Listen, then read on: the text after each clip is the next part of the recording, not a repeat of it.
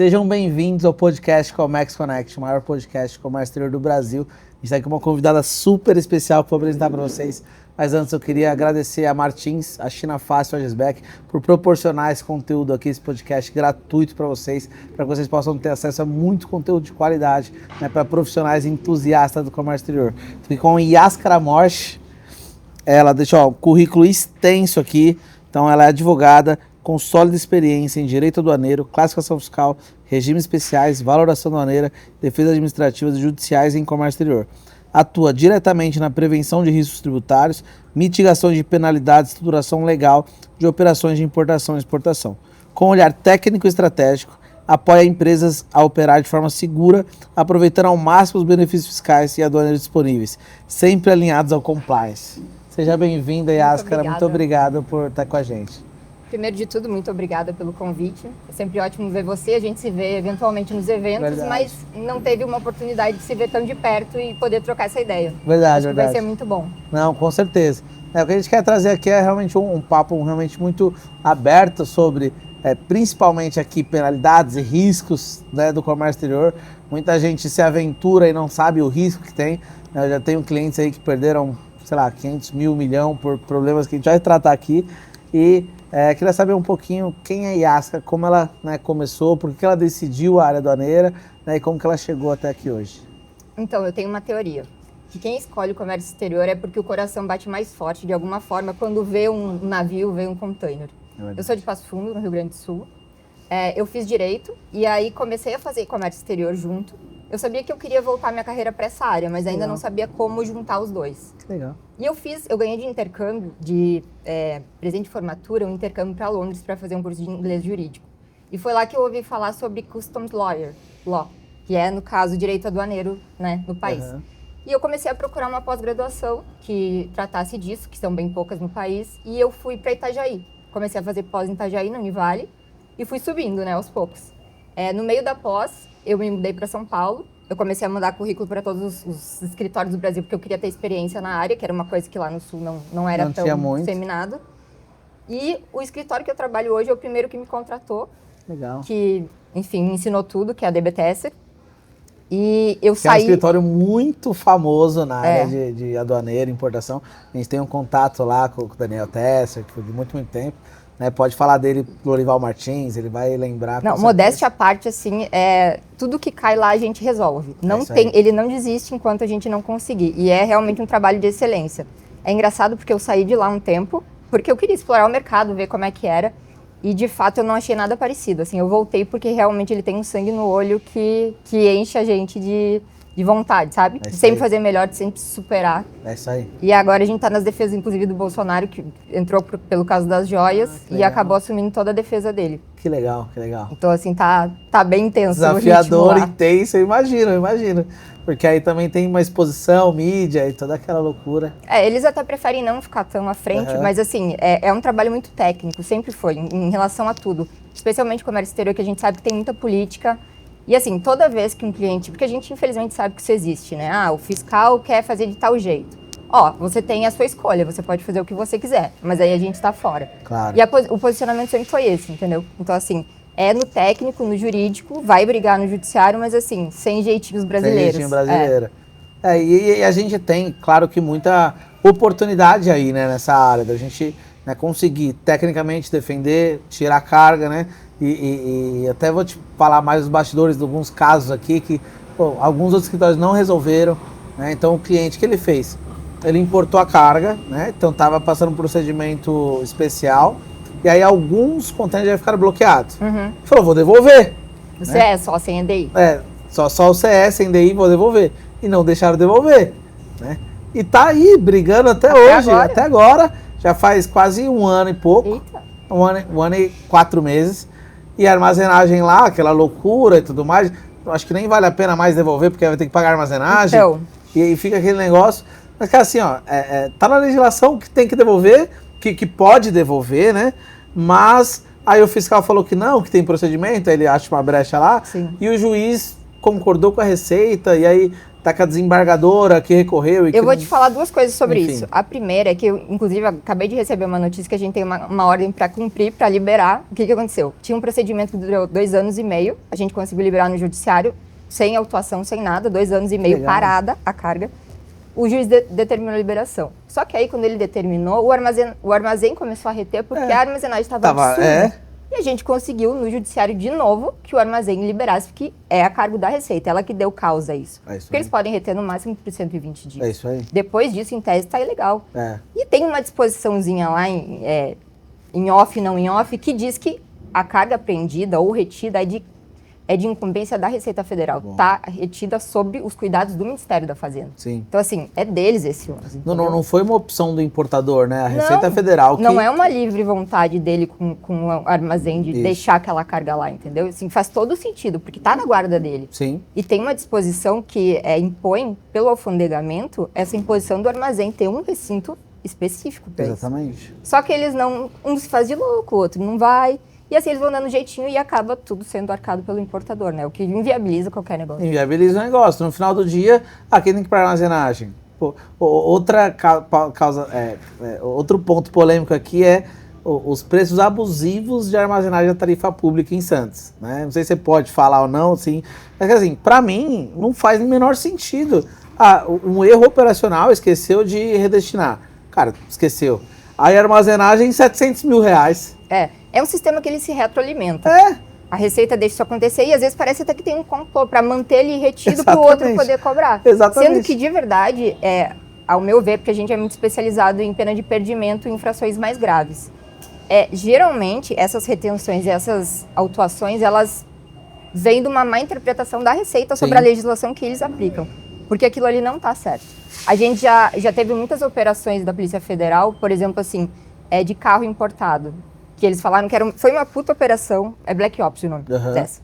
É uma puta operação que eles fizeram, pararam todos os carros, retiveram todos os carros que já tinham sido liberados, prenderam as pessoas porque o carro teria sido declarado como novo, mas teria sido importado usado. Quando no final, a única diferença que acontecia, não teve nenhuma infração nisso, é que a legislação americana ela entende que vender para o revendedor já seria consumidor final. Quando no Brasil, entende que ele tem que ter quilometragem. Entendeu? Não adianta só ter uma revenda, ele tem que ser efetivamente usado para critérios físicos, não só jurídicos. Então, essa diferença de legislação, de entendimento das legislações, eles fizeram horror com a vida de muita gente aqui, entendeu? Nossa. Até esclarecer tudo isso... Cara, loucura. Não, loucura. E aí a gente vive nesse caos do comércio exterior super tranquilo. Cara, enfim... Faz parte. Um dos maiores problemas é a questão, geralmente, de interposição fraudulenta, né? Que um dos medos piores maiores medos de todos, dos importadores, das tradings. Às vezes, sem motivo, eles começam a reter mercadorias sequencialmente e quando você consegue comprovar que não tem nada errado, a empresa já parou por 1 ano. E o capital de giro dela... Morreu. Você matou a empresa, matou empregos, matou o mercado. E aí fica fornecedor. E assim, hoje em dia a fiscalização ela é muito mais abrangente, não só em relação ao importador, como aos clientes e fornecedores, né? Então, assim, essa questão do compliance nesse sentido Como resolve isso, Jéssica? Ajuda a gente aqui, como soluciona isso? Eu vou te falar que resolve pensando desde o começo, porque... Prevenção, né? Se eu puder dizer alguma coisa para quem importa, comece direito. Boa. E esteja auxiliado por pessoas que entendem. Boa. E outra coisa também é muito importante que você entenda a lógica do comércio exterior, porque a partir do momento que você entende como a Receita pensa e o que ela vai fazer, você consegue se antever para cuidar para não fazer. Porque eu vejo que os importadores, muitas vezes, eles se apegam a questões como valor da mercadoria, muito, achando que é nisso que a Receita está focando, quando não é nisso. Que é só isso que ela foca e não é só isso. Isso é mais fácil de resolver, por exemplo, quando dá um problema, do que uma falta de origem de dinheiro. Eu acho que seria muito mais importante as pessoas focarem naquilo que é mais grave e realmente pode causar um perdimento de mercadoria do que outras coisas que, eventualmente, uma multa, né? Meio que já está no pacote, faz parte, já imagina que... Faz parte. Ele já se preparou para isso. Nos outros 9 que passaram, ele tipo juntou para pagar o décimo. É que às vezes é proposital também, né? Vamos fazer passar o que pegar compensou. O que pegar compensou. E aí também vai da mentalidade do importador. Isso aí. Mas hoje em dia eu acho que é cada vez mais difícil você querer fazer errado contando com a sorte. Porque é cruzamento de dados, vai parar. Eles não pegam só empresas grandes, eles pegam empresas pequenas. É sistema. Então, assim, teve uma quebra de padrão de operação. Teve uma alteração brusca de... Você, por exemplo, uma empresa ficou sem radar e você absorveu as operações dela e tudo redirecionou para outra empresa. Eles sabem, entendeu? Eles sabem disso. Eles sabem. Então, assim... Dá para ver, o mesmo exportador, a mesma carga, o mesmo NCM, cliente, tudo só no foi final do passado. dia. E por acaso a empresa que importava ficou sem radar. Então, assim, são coincidências baita coisa. que fica muito difícil Eu recebi uma atuação que foi assim, ó. Olha, o importador é genro de tal pessoa, que é despachante, que é irmão de tal pessoa, que é primo de não sei quem, e que... Eu falei, cara, a árvore genealógica é inteira. É que assim, o problema é que existe uma certa desvirtuação disso. Porque o que acontece? É verdade. Tem a fraude, que ela pode ser facilitada por uma situação familiar. Mas a situação familiar e o grupo econômico, sim, ele não gera fraude. Não gera fraude. Entende? Então, assim, acontece que você vê autuações que eles inflam de um monte de informação que não é relevante. É verdade. Para criar uma atmosfera suspeita. E no final, tá, mas cadê a infração? Qual que é o caminho? Aí tem que fazer toda limpa. Fazer uma defesa ali. Vamos para onde interessa? E aí onde interessa não tem nada. Não tem nada. Entendeu? E aí, assim, eu não tinha visto isso ainda também. Me ajuda nisso, se você está vendo muito isso. Foi meio que constrangimento. Porque no final ele falou, ó, se você quiser questionar isso, eu vou travar a sua mercadoria. Ou paga a multa e eu libero. Você já viu outros casos assim, não? Não, assim Cara, não. Eu vou te mandar depois. Mas e formalizado eu já vi não Formalizado. Ó, é o seguinte, tudo isso é suspeito, tá? Então, assim, tudo isso é suspeito, é uma... Como que o princípio lá da... Então, assim, porque ele presume-se, né, fraude. Então, tudo isso, né, é suspeito de presunção de algo. Se você quiser responder a isso, responde, eu vou bloquear a mercadoria, vou bloquear toda a sua empresa e tal. Mas, se você acreditar que o que eu te falei do preço tá certo, então paga a multa que eu libero. Tá formalizada. Não, isso é uma coisa importante, porque assim, ó, embora a interposição fraudulenta eles possam presumir, a questão de valor eles não podem. Sim. E isso é uma coisa que muita gente não sabe e acaba ou pagando por medo que eles vão imputar. Sim. E assim, só se eles desconstituírem a fatura comercial que eles podem. Eles não podem nunca presumir que o valor tá abaixo. E assim, é outra coisa que também tá expressa na lei, que o fato de terem valores diferentes para a mesma mercadoria não justifica o afastamento do valor de transação. Então, assim, eles podem brigar. No final, quem tem que provar é eles, não é você que tem que se defender internamente, entendeu? E eles fazem essa inversão e a pessoa, quando está mal assessorada, ela compra, entendeu? Ela compra e aí ela dá vários artifícios e provas contra ela mesma. Isso é comum, eu imagino. Antes da pessoa chegar até vocês, né, para vocês ajudarem a se defender... Ele já mandei extrato bancário, eu já mandei conversa do WhatsApp, eu já mandei e-mail, já mandei tudo, mas não deu certo. E agora? Ali também tem coisas que às vezes não é interessante mandar. Muitas vezes também quando a empresa chega pra gente, já se entregou e já foi aí tudo. Já foi. Aí dependendo já foi.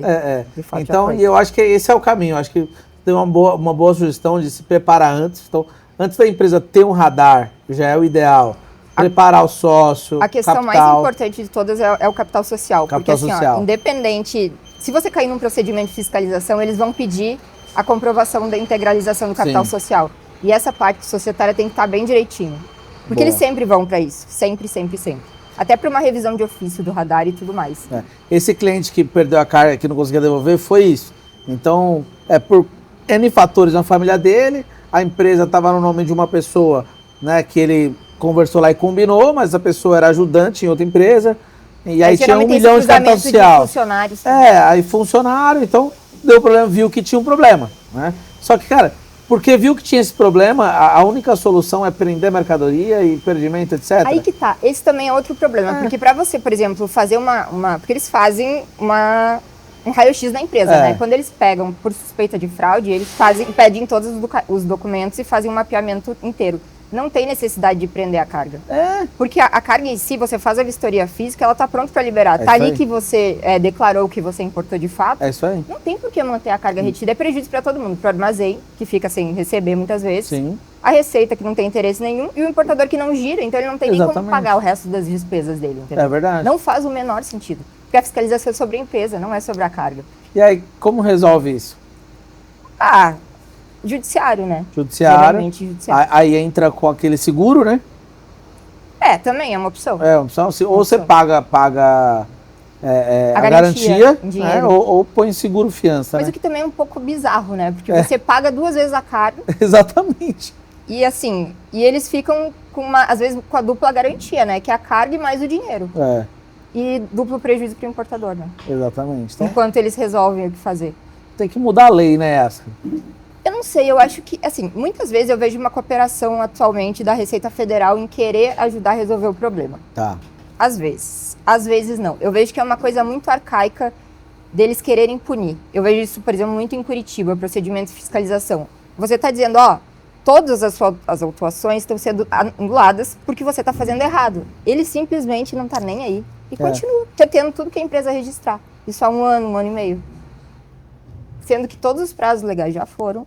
Não tem o que... Entende? E aí é abuso de autoridade, né? Abuso de autoridade. Só que o que acontece? Isso é uma coisa que o advogado às vezes pensa. Vou me indispor com o fiscal? Porque a gente lida com eles todo dia.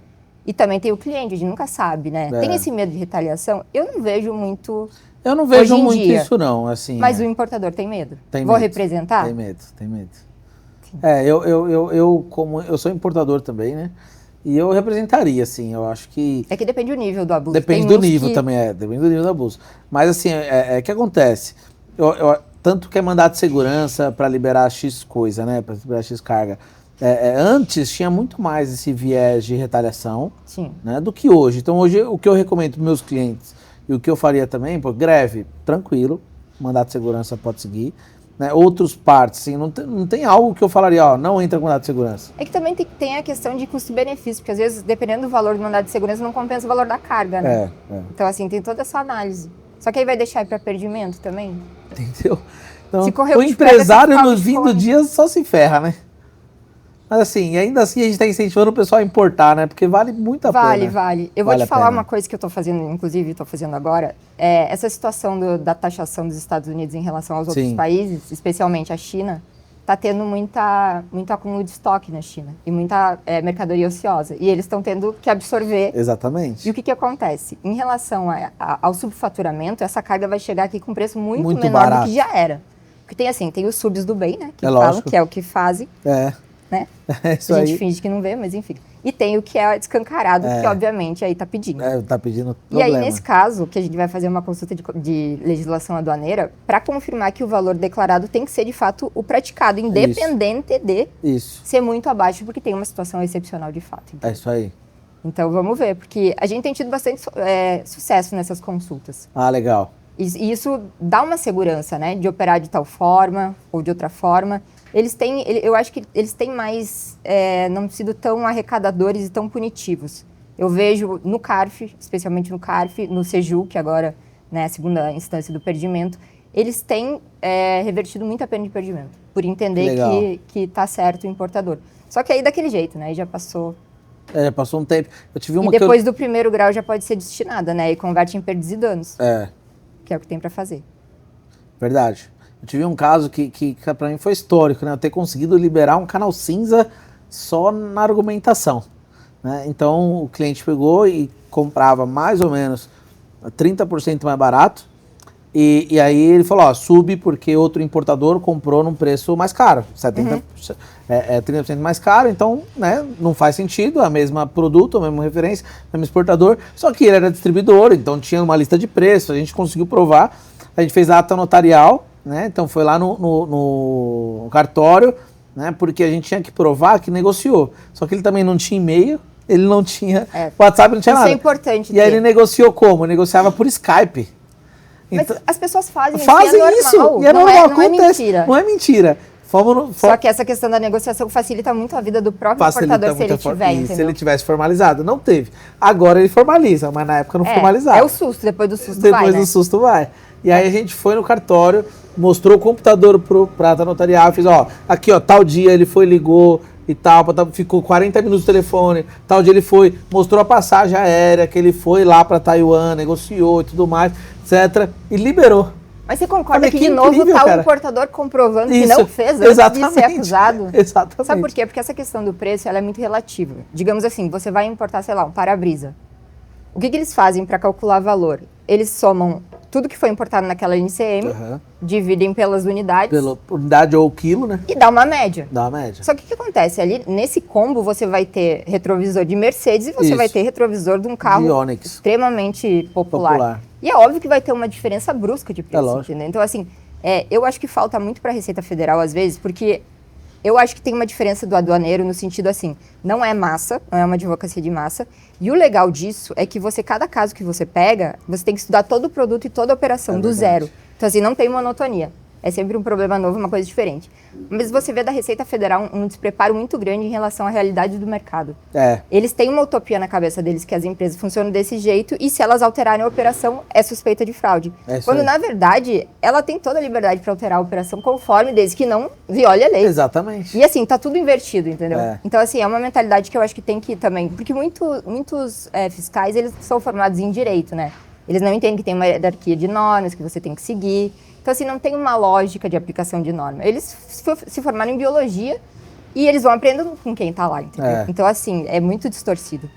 E o Brasil tem, eu acho que essa política de é melhor eu prender todo mundo, que a maioria está fazendo coisa errada. Pô, não é assim mais, sim. Modernizou muita coisa. Então, a gente realmente tem muita gente... E aí, falando até do NCM, né? Então, o NCM é outro ponto sensível, né? Eu tive uma carga de 16 milhões de erro NCM, 160 mil reais de multa, né? Nossa. Você fala, caramba, cara, assim, pô, será, né, que é esse caminho? Mas tem que tomar mesmo, cuidado. Eles aplicaram 5 anos para trás. Não, foi só uma máquina, então, uma máquina, 16 milhões, pagou ali e liberou. Até porque pro cliente não valia a pena questionar, vai questionar e tudo mais. Pagou 160 mil, era 16 milhões a carga, né? Então liberou e foi embora. Mas... e aí teve que pagar laudo ainda. Só de laudo foi 150 mil. Então esse laudo é outra coisa. Porque entendeu? Um laudo ele nunca vai comprovar o valor da mercadoria. O valor da mercadoria, ele leva em consideração outras coisas que não é a composição do produto. É negociação, é volume, é qualidade.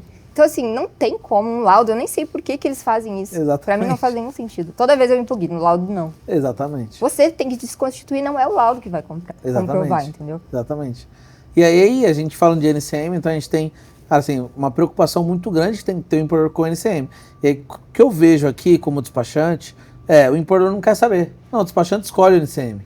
Cara, não é assim. Não. Você é responsável pelo NCM, até porque na sua venda, o imposto que você vai pagar, ele vai ser pela sua escolha de NCM. Então, se você quer pagar o imposto certo, que muitas vezes é menor do que, de repente, um despachante viu, você que tem que ser responsável por isso, né? E eles não. Na verdade, é na NCM que se baseia toda a importação, porque é com base nela que você vai calcular todos os custos e até mesmo se vale a pena importar aquilo para você ou não. Porque você vai saber o tratamento administrativo, que licença Metro, vai pedir. Anatel. Então, assim, tudo parte daí. Se isso aí tá errado, já é metade da ladeira abaixo. Exatamente. A gente já teve alguns problemas engraçados até. Eu não sei se você sabe, teve uma época que estavam importando muita máquina de processamento de dados e aí aplica aquele artigo 81 do regulamento aduaneiro, que separa o software do hardware e tributa só sobre o hardware. Tá. E a gente conseguiu puxar isso para aplicar para consoles de videogame, que eram tributados como brinquedos, então a alíquota era lá em cima. Claro. E foi para essa situação e o console em si ele é muito barato. Então a tributação caiu lá embaixo. Ótimo. E o que acontece? E aí o software pagaria o imposto de renda lá sobre o... Isso, de prestação de serviço. De licença de software. Licença de software. E nisso, a gente começou a trazer esses Guitar Hero, sabe? Sei, que era pra videogame do PS Vita. E o que acontece? Numa alfândega, essa mesma empresa declarou sortido como venda a retalho, conjunto, e declarou um item como principal. E no outro, declarou separados. E o engraçado foi que cada alfândega entendeu que o outro entendimento era o correto. Tava o contrário. O que a gente declarou como um sortido, achou que tinha que ser declarado cada item separadamente. E o outro, tipo assim, não tinha critério nenhum exatamente. De alfândega, entendeu? Isso eu acho que é uma coisa que tende a padronizar agora também o entendimento de alfândega, porque não dá mais para cada um entender de um jeito, entendeu? E como o caso do Crocs, né? Da sandália, o famoso caso Crocs. Aí você traz de um NCM, aí tem multa. Aí você muda o outro fiscal, não, tem que voltar pro outro, é multa. E eu vou te falar que isso vai impactar bastante agora, porque o que acontece? Tem um imposto seletivo que vai entrar com a reforma tributária, que ele vai ser aplicado a algumas NCMs. Eu tenho certeza que a maioria vai tentar puxar para outra que não incide, entendeu? É isso aí. Que não vai ser aplicado. Então, vai dar uma bagunça, porque é o caro que sai barato, né? É o barato que sai caro. É o barato sai que caro. Depois... E aí puxar 5 anos é um problemaço, né? Então, essa questão dos 5 anos é engraçada, porque já teve pessoas que a gente falou assim, ó, a NCM tá errada, vamos consertar, faz uma denúncia espontânea, mas eles têm medo que puxe para tudo atrás, ou tenha que fazer toda a denúncia espontânea de tudo para trás, ou se alterar o padrão daqui para frente, eles vão autuar para trás. Então, tem até o medo de começar a fazer certo.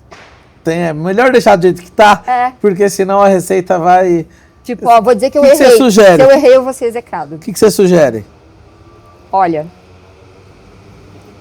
eu sugiro alterar, assim, fazer uma consulta. Começar a fazer certo daqui pra frente. É consulta pública? É consulta de classificação, Consulta de classificação. Pra amparar. Tá. A consulta, ela é muito boa, porque o que acontece? Por exemplo, nesse caso que a gente vai agora começar a trazer não, né? Fazer a consulta para quem vai trazer, que é material têxtil.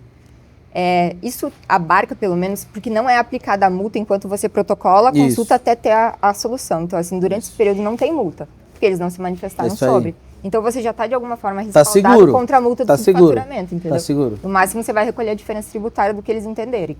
O que a gente não vai deixar, a multa porque a gente vai brigar. Subfaturamento? Porque o subfaturamento, dependendo do caso, quando eles conseguem afastar o valor de transação, eles arbitram outro. Isso. E aí tem a diferença do que você pagou e do que você deveria pagar. E aí você recolhe a diferença e mais 100%. Quando você fala da consulta, achei que era a consulta do NCM, não? Não, consulta de legislação tributária. Se você tem algum tipo de dúvida, que você quer ter certeza para operar daquela forma, aí você faz a consulta, protocola, enquanto e aí você faz uma consulta de preço? Não, de preço não, você não pode falar sobre isso.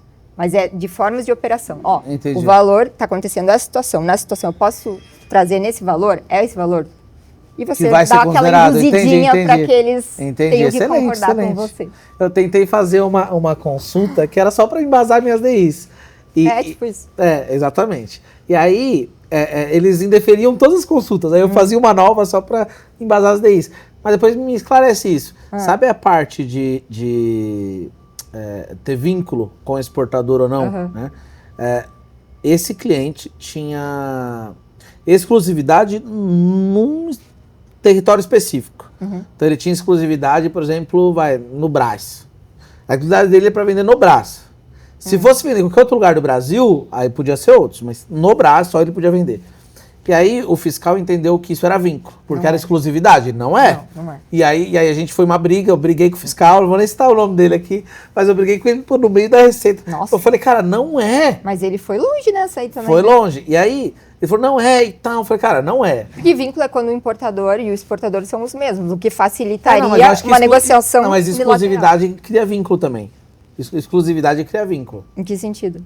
Porque pela lei lá do vínculo, aí tem lá, pode ser, por exemplo, pai, mãe, né, sogro, sogra, etc. Empresa do mesmo grupo. Aí tem várias formas, uma delas é a exclusividade. Só que aí eu falei pra ele, ó, exclusividade tem que ser em toda internacional. Porque se eu sou exclusivo aqui, eu não sou exclusivo, né? Eu sou exclusivo só aqui. Então, outras empresas do Brasil poderiam ser exclusivas. Ele falou, não, que sei que lá, aí pedimos aí ele pediu contrato, pediu relatório, e aí ele concluiu... Exclusividade, o que tem é exclusividade. Mas até eles, tipo, por exemplo, quando você registra daí, você declara lá o vínculo. Exclusividade. Quando é exclusivo, segundo... Eu só aprendi também vendo isso, né? Antes eu não sabia disso. E aí, quando tem exclusividade mesmo, segundo a legislação do vínculo lá, precisa pôr lá com vínculo sem influência do preço. Né? Então tem com vínculo e com influência do preço, ou com vínculo sem influência do preço, que é o que eu uso para multinacionais também. Então, em continental, é com vínculo, que é a mesma empresa, mas sem influência do preço. E aí ele estava nessa, só que era uma DI com, sei lá, 80 adições. Cara, 80 adições dava, 40 mil reais de multa, 20 mil reais. Cara, eu falei, não vou pagar de multa. E aí, aí que a gente fez? Nessa, a gente, para liberar, acho que entrou com mandado de segurança, justificou lá, e aí nas próximas eu entrei em consulta.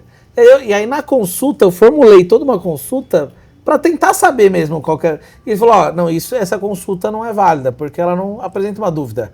Se ela é ineficaz, aí ela não protege, né? Mas a DI já passou, né? Entendeu? Na revisão da arena é difícil a Receita pegar isso. É difícil ela pegar, porque já passou. Né? Faz tempo que eu não vejo uma revisão aduaneira, inclusive. Né? Faz bastante tempo. Eu não sei se é por causa da greve, se eles estão instaurando mais procedimentos. Pode ser. Pode ser. A gente viu aqui de NCM, por exemplo, o cliente famoso, trazia mochila, necessaire e bolsa, né? Então, cada um tem o seu NCM, e aí a Receita entendeu que um era do outro. E aí se defendeu lá, era por 3 milhões de multa e tal, e aí ele foi se defender. Então a gente viu esse e viu um outro de NCM de máquina também, que a Receita tem essa discussão também, porque o que acontece? Muito tempo o subfaturamento ele foi punido com pena de perdimento, né? E isso depois mudou. Só que hoje em dia, por exemplo, eles, mesmo assim, se você não pagar o tributo, eles não liberam. Então, assim, não faria muito sentido, porque depois que autua, é diferente daquela questão do tema 1042 que você deve ter ouvido falar, que tem a ver com o despacho. Enquanto não pagar o tributo de importação, não libera, beleza. Só que a partir do momento que lavrou o auto de infração, você constituiu o crédito. Sim. A fazenda está garantida, então libera a mercadoria. Ela não pode ficar com a constituição do crédito e a mercadoria se não é pena com impedimento, não é pena de impedimento. Entendeu? Isso são várias coisas, assim, que você vê de absurdos e as pessoas vão aceitando. E que acontecem sempre, ela aceita e tá tudo bem. E é brigar, não tá todo tudo dia bem. é brigar. Não tá tudo bem, Tudo porque bem. tá errado. Tá errado. Tá muito errado. Muito errado. E é o patrimônio das pessoas ali. É o dinheiro da família, é a empresa ali, que realmente vários empregos. Então isso atrapalha, o Brasil. Total. Vou falar sobre benefícios fiscais, recoff, drawback, etc. Que né, você vê que às vezes as pessoas não consideram ou consideram de forma errada, elas não... Como que você vê isso? Olha, a minha experiência prática com isso, teve uma época que eu trabalhei interna na GE. E eles faziam todos os tipos de regime especial e, enfim, admissão temporária. Participei de BID da GE, já sei bastante coisa. Eu ficava responsável por responder às intimações administrativas. O que eles perdiam de prazo era absurdo. Então, assim, eu entendo que é um regime, todos os regimes valem muito a pena. Sim. Mas você tem que ter uma rastreabilidade, você tem que estar muito em dia com as suas operações, ter um controle muito bom para poder implementar um regime desses e ele funcionar, né? Sim. Você precisa de sistema atualizado, um controle de estoque absurdo.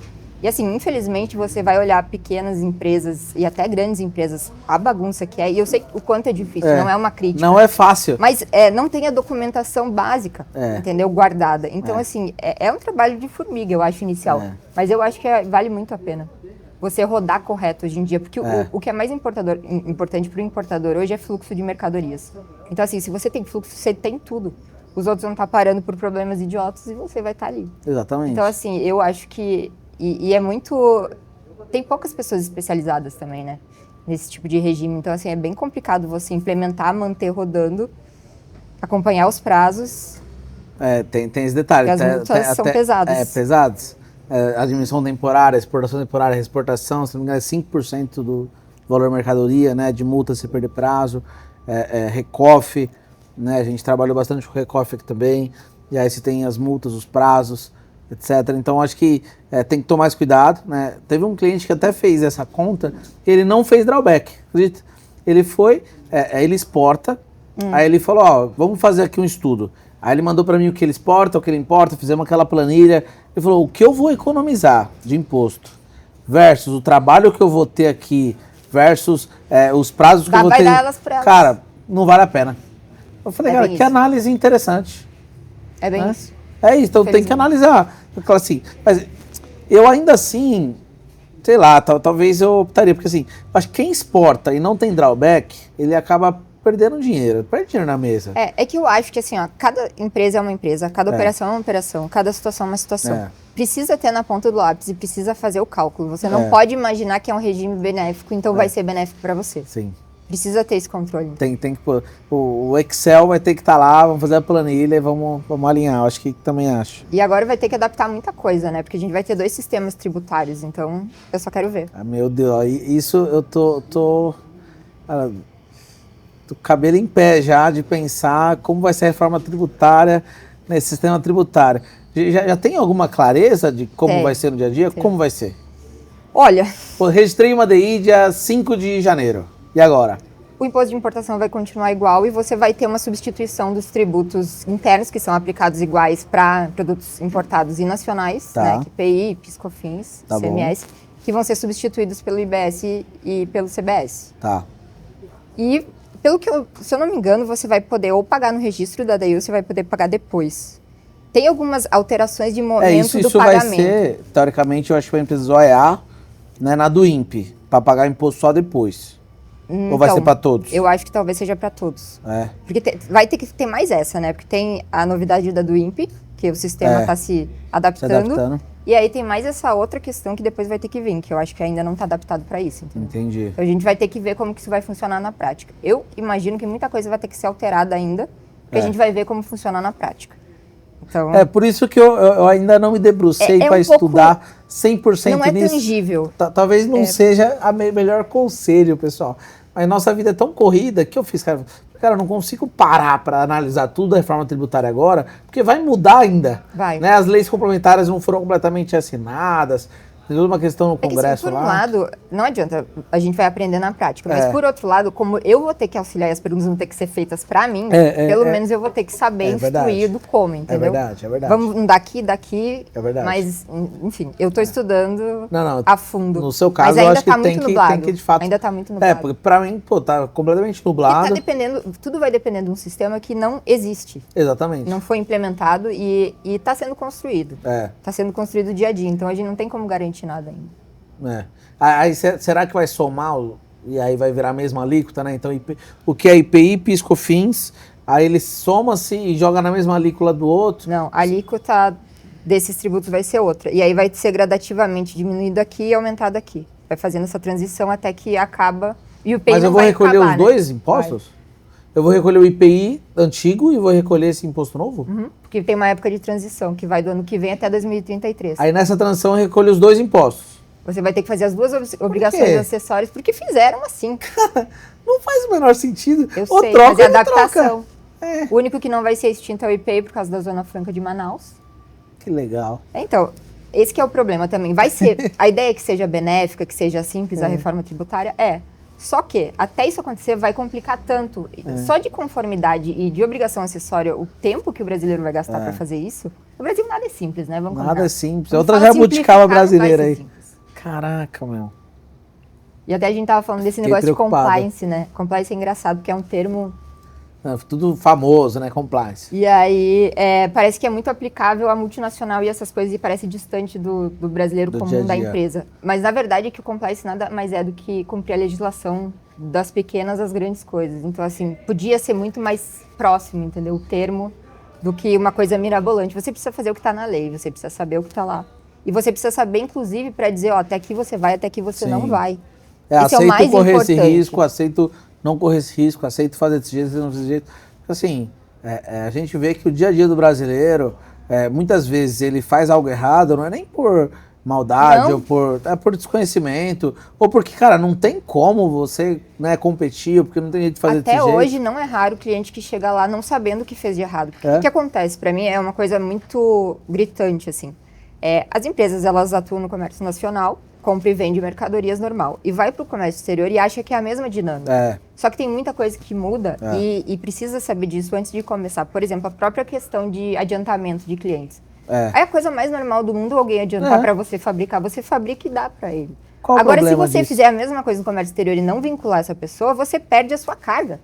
Então, assim, é bem abrupta a diferença. Então, assim, não tem como não saber o básico. E é o que eu falo, não é questão de tributação, é questão de valores. A questão de onde veio o dinheiro, como ele é empregado.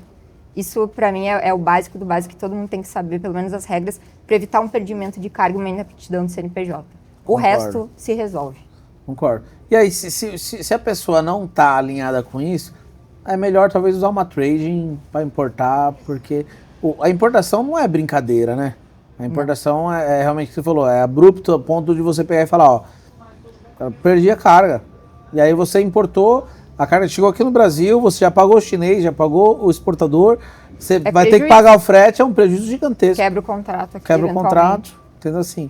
Eu acho que cara, se você não tá afim de se especializar nesse ponto, usa uma trading. Terceiriza. E assim, a gente tem também a situação que muita trading foi constituída por causa dos benefícios fiscais do ICMS, né? E agora vai acabar também. Como você vê isso? Perfeito. Eu vejo com uma insegurança jurídica absurda, porque o Estado, ele fez as pessoas alterarem a operação, alterarem a sua empresa, mudarem o foco e, de repente, ele tira o tapete. Então, assim, eu me sentiria pessoalmente traída. Com certeza. Porque não é pouca mudança, né? Não. Muitas empresas em Santa Catarina, toda a estrutura está lá, centro de distribuição, e agora... Eu acho que vai ser uma mudança geral Para São Paulo, deve aumentar o volume em São Paulo, diminuir o volume nesse... O mercado consumidor está aqui, né? O mercado consumidor está aqui, o maior mercado logístico está aqui, então é muito mais fácil mandar daqui para o Brasil inteiro do que mandar por outros estados, né? Então acho que isso vai ser realmente importante. Mas eu ainda, assim, aquele que não desiste nunca, eu acho que no apagar das luzes, esses estados vão conseguir alguma coisa, porque todo todo o investimento que eles conseguiram nesses estados foi através disso. É que, na verdade, assim, essa reforma tributária é justamente para que, digamos assim, os setores econômicos... Para acabar com as guerras dos portos. Também, mas assim, para que a economia ela se mova sozinha no sentido assim, quem dá lucro, não é por causa do incentivo fiscal que distorce, de fato, o que aquilo gera, entendeu? Então, a ideia era simplificar, ninguém ter benefícios, só que, obviamente, o lobby foi tão grande no Congresso que, se não fosse assim, não ia passar. E aí, todas as classes acabaram sendo beneficiadas. Então, assim, tem vários... Né? Vários puxadinhos na lei. Tem vários puxadinhos que já complicou tudo de novo, entendeu? Então, os interesses que a gente sabe como é. Eu acho. E ex-tarifário? O que você acha de ex-tarifário e como que a gente pode usar isso? Olha, quais as mudanças que tivemos do ex de lá para cá? Ex-tarifário é uma coisa que eu acho ótimo, eu acho que funciona. Eu acho que é muito técnico, né? Que nem NCM, você precisa de um engenheiro, é muito mais técnico do que jurídico. Claro. Até porque você precisa consultar quem produz aqui para ver que não produz. E para mim, que foi um baque que eu não sabia, foi de fato uma surpresa, que caiu o ex-tarifário para bens usados. O que para mim não faz nenhum sentido. Nenhum sentido. Porque assim, se era pra gente ter um benefício e melhorar a indústria nacional e trazer bens que às vezes custam muito mais barato, mas é o que a gente pode trazer, que é melhor que nada. E que não tem similar nacional? Que não tem similar nacional, tem que ser assim, né? Porque senão não é ex-tarifário. Mas foi por causa do Mercosul. Então meio que não teve discussão, é isso, tá dentro do bloco aduaneiro, vai ter que... Se for por causa dentro do bloco, eu não sabia que foi esse o motivo. Foi porque eu fui atrás, que eu falei, não é possível. Eu fiquei brigando mentalmente, falei, não faz sentido pro país fazer isso. Porque assim, eu penso sempre na lógica, tá? Isso aqui tá vetado por quê? Isso aqui tá sendo autorizado ali que indústria tá assim, nacional, por quê? etc. Porque existe um movimento de economia política do porquê. Mas essa pra mim não fez nenhum sentido. Aí eu fui atrás, aí foi por causa disso. Entendi. Foi meio compulsório por entrar no bloco e é isso. Entendi. Passou a vigiar essa legislação. Você viu as mudanças do ex-tarifário deste novo governo? Que não pode ser para revenda mais, que agora tem que ser só a própria indústria. Isso eu não vi ainda. A gente não trabalha tanto com ex-tarifário. Então, assim, esse novo governo está sendo mais rígido para deferir os ex, e aí você só consegue, se for para a própria indústria, você não pode... eu quero importar máquinas para revender. Não pode. Apesar que, na minha opinião, não faz o menor sentido, porque você vai vender para quem? Para a indústria. O objetivo ainda é o mesmo, que é melhorar o nível da indústria nacional. O Parque Fabril, indústria nacional. Não faz sentido. Menor sentido, mas tem que ser a própria indústria trazer, e aí tem o projeto ali de investimento, de gerar empregos, a parte social e tudo mais. Assim, eu acho os órgãos de comércio exterior bastante técnicos, que é diferente, por exemplo, do Congresso Nacional, com todo respeito, porque assim, a gente precisa ter uma diversidade de pessoas decidindo e com ideias diferentes. Mas a verdade é que só poderia, na minha cabeça, fazer uma lei quem entende do operacional, porque impacta, entendeu? E você não sabe como aquilo impacta no final da cadeia. Sim.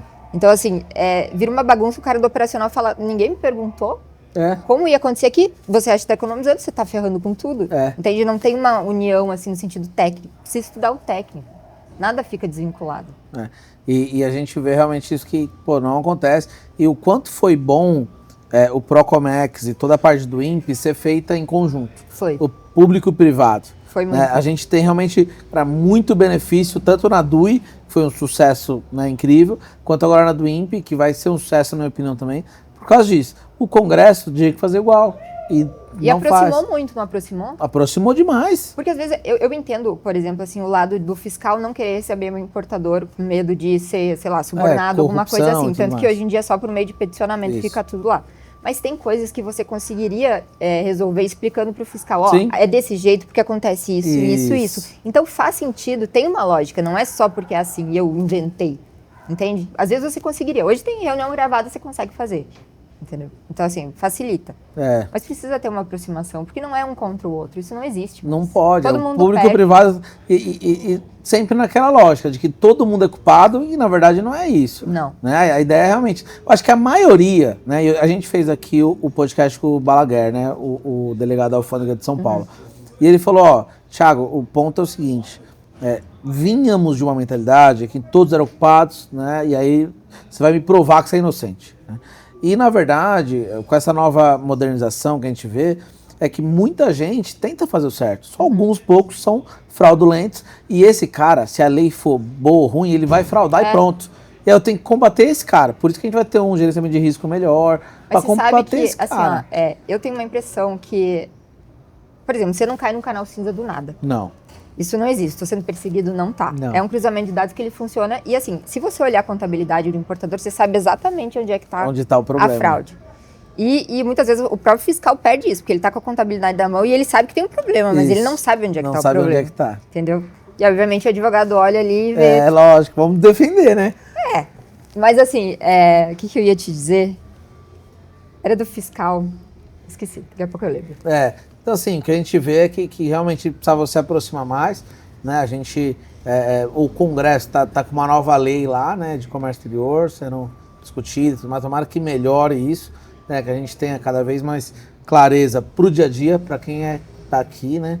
E, pô, estamos caminhando no final, a produção tá me chamando a atenção, mas se você pudesse dar uma dica de ouro para quem tá começando a importar agora, né, qual seria? Olha, a dica de ouro eu acho que não muda muito. Para quem está começando, sempre vai ser um mundo desconhecido e é um tabu. O comércio exterior é um tabu. Mas depois que você entende, eu particularmente acho muito simples. É o que eu falei, você precisa cuidar para não cometer infrações que sejam muito pesadas e possam te fazer perder o capital de giro. Cuida na constituição social da empresa, faz o fluxo do dinheiro ser de uma origem lícita de um banco, não tira, sei lá da onde, coloca ali, que você não tenha lastro no seu Imposto de IRP, renda. isso. Começa direito, cresce aos pouquinhos, se conseguir um aporte que ele seja legal, não tem problema. Mas assim, faz as coisas direito, porque é fluxo, entendeu? Você vai crescer, não tem dar erro. Sim, na prática, na minha opinião, procura um advogado. Procura um advogado. Mesmo que você tente fazer um acordo ali para não ficar tão caro, porque a gente sabe que tudo é caro no Brasil, né? Então, assim, começar uma empresa vai ter contador, vai ter funcionário. O advogado ele é muito visto como assim, para pagar incêndio, né? Mas hoje em dia, de fato, a gente tem muitas empresas que acompanham analisando operações que estão sendo feitas para corrigir para o futuro. Isso e para não ter problema. Porque quando para, o prejuízo é tão grande que compensou pagar o advogado. Compensou. Então, acho que esse você é o consegue caminho. identificar onde está o problema da operação, que às vezes o operacional está tão viciado que ele não consegue não vê. ser alguém de fora. Não e eu vê. vou falar, uma coisa que eu queria muito fazer é ter uma parametrização privada, digamos assim. Que você conseguisse selecionar o que está de errado naquela operação que é antes da fiscalização pegar, entendeu? Para consertar. E tem esse cruzamento de dados. É que assim, não tem tanta coisa para alimentar, né? Você precisaria de muitas operações para ensinar o sistema. Mas quem sabe um dia. Muito legal. Né? Bom, vou trazer uma startup, né, na área jurídica aduaneira. Vamos por isso. Fazendo uma parametrização privada do que está certo e errado. Ó, boa ideia, hein? Previamente. Boa ideia. E caminhando para o final aqui, o que mais te empolga nesse universo de Comex e direito aduaneiro? Olha, eu confesso que eu gosto de brigar com o fiscal às vezes. Assim, mas acontece que antigamente eles tinham muita resistência em cumprir ordem. Hoje eles realmente estão cumprindo. Chegou a ordem judicial para cumprir. Mas eu gosto de ver que a gente não está indo para o lado errado, está tentando fazer a coisa certa. Tanto do lado do importador, mostrar para ele que ele tem direitos, que não é todo mundo contra ele, como da fiscalização, de ensinar eles a legislação correta, entendeu? Porque a gente pega cada coisa que, cara, é muita injustiça, entendeu? Sim. Eu acho que todo advogado tem esse negócio da injustiça, né? E quanto mais injustiça, mais a gente quer brigar. E tem muita injustiça no comércio exterior, eu vejo. Assim, o que mais me soa injusto a conta sempre ficar para o importador, a conta sempre é dele, a conta é alta, pô, armazenagem, assim, só para ir pro final mesmo. O que me falam é que a jurisprudência caiu na tabela pública lá, 700 mil, você não vai ganhar na justiça. Pior Qual que é a recomendação? É sedimentado o entendimento na justiça estadual, tanto que às vezes a gente tenta puxar para federal para dizer assim, ó, briguem aí vocês dois, Receita Federal e Armazém, e aí eles falam que não é competência da justiça federal, porque eles sabem que na estadual eles ganham, entendeu? Entendi. Mas a gente tenta dar aquela... Aí tenta, né? A gente vai tentar. Sempre vai, eles fecham aqui, a gente vai por ali. Boa. Então, caminhando pro final, aquela história legal, engraçada, aquela história diferente, ou enfim. Na verdade, eu não sei se eu vou contar uma coisa. Eu vou contar uma coisa que aconteceu essa semana. Tá. E não é uma história engraçada, mas é uma coisa que eu acho que é importante dizer. Boa. Que é sempre me ligam os clientes e falam assim: você não acredita no que aconteceu. Eu falo, acredito em qualquer coisa, né? Eu já vi de tudo, então assim, dificilmente você vai me surpreender. Mas essa semana conseguiram. Você acredita que um hacker conseguiu entrar na cadeia de e-mails de negociação numa importação, alterou os dados da fatura e o câmbio foi fechado para alguém que a gente não tem ideia? Aconteceu. Que já aconteceu aqui. Já aconteceu aqui. Já aconteceu aqui. Eu achei numa bizarrice. É uma bizarrice. Cara, Eu não acreditei. Eu falei, olha, eu já tinha ouvido de tudo, mas é absurdo. É absurdo, mas acontece. E recuperar esse dinheiro. Banco, Perdeu. chorar. Perdeu, esquece. Perdeu. Já aconteceu aqui. O próprio exportador, uma vez, dividiu esse valor com o importador nosso e falou, cara, ó, De prejuízo. meu e-mail foi hackeado mesmo e tal, vamos dividir isso aqui, porque você também pagou sem saber e tal, você sabia minha conta. Hackearam do exportador. Do exportador, no meio, né? Porque ele pega do exportador, sabe que o exportador vai mandar, e pega e tal, e manda. E eu me livrei de uma dessa pela experiência. Olha que legal. Quando eu estava devendo um exportador, e esse exportador eu comprei a prazo de 90 dias, venceu e ele falou, me paga e tal. Eu falei, me dá mais alguns dias aqui, a gente está preparando dinheiro, eu vou te mandar. Não, tá bom. Esse e-mail foi, eu acho que interceptado, e aí ele me mandou depois. Aí eu vi que tava diferente, eu peguei e mandei no WhatsApp. Isso que é uma letra, um negócio. Mandei pro WhatsApp, falei, esse é os dados bancários dele? Não. Antes de eu pagar, pela minha experiência, eu consegui. Cara, assim, é isso. Então, assim, uma dica dupla verificação. Nesse caso, ela ficou puta e falou assim, cara, quem que foi? Só que ela falou que foi olhar, ela falou, não tinha como. Não tinha como. Então, assim, tem sempre que validar. Assim, talvez uma dica pro importador é esse. Cara, faça uma dupla verificação nos dados bancários antes de fechar o câmbio. Né? Então, tudo que envolver dinheiro, né? Tudo envolver dinheiro. Porque tem acontecido isso. Ultimamente, é uma coisa que a gente não tinha antes, né? A não ser que você recebeu por WhatsApp ou WeChat. Aí, né, criptografado, não vai ser hackeado nesse meio tempo. Mas se você recebeu no e-mail, tem que tomar cuidado. E eu tinha recebido no e-mail. E veio um e-mail com a explicação, não, eu sou compreensivo, eu sei que, né, imprevistos acontecem, pode esperar mais alguns dias, mas manda nessa conta aqui. Olha, eu fui mandei pro cara no WhatsApp. Qualquer diferença, tem que tomar cuidado. Acredito que pode ser. Tem que tomar cuidado. Yáscara, muito obrigado. Obrigado mesmo por Eu que agradeço. Esse podcast, né? Por engrandecer aqui. A gente está realmente falando muitas coisas, né, muito relevantes para você que é importador, para você que é exportador, para você que é profissional da área de comércio exterior. Cuidado realmente com essas dicas, cuidado com o NCM, cuidado com sonegação e interposição fraudulenta. Cuidado com todos esses caminhos aqui que podem ter prejuízos enormes. Né? Se você está começando a importação, procura um advogado. Acho que esse é o caminho melhor para você, desde a fundação da empresa, do radar, até você nas operações em andamento. Tá? Então, muito obrigado por nos acompanhar aqui. Siga a gente nas redes sociais, no Instagram, no TikTok, aqui no YouTube. Clica no sininho para você acompanhar e compartilha esse vídeo para chegar em mais pessoas. Muito obrigado.